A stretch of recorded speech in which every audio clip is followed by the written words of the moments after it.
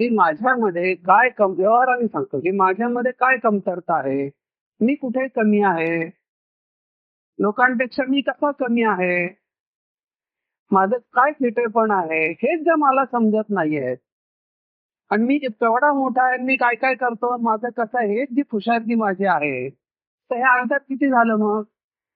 की मुळात मी कुठे आहे हेच जर समजत नाहीये, तर मी काय आहे सांगण्यात काय अर्थ आहे? बरोबर आहे ना, की मुळात मी काय आहे हे जर मला माहिती नाही, तर आता मी काय आहे सांगण्यात काय गंमत आहे? म्हणजे अंतर किती झालं? पण मुळात मी काय आहे मला कळलंय आणि मी आता काय नाही हे मला कळतंय. तर दोघांमधलं अंतर किती?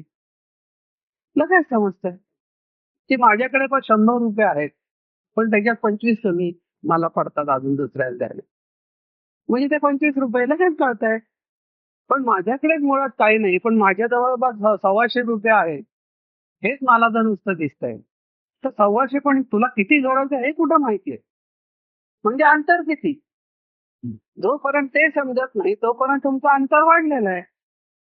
म्हणजे माणसाला पहिल्यांदी हे आधी समजायला पाहिजे, की ज्ञान आणि अज्ञान.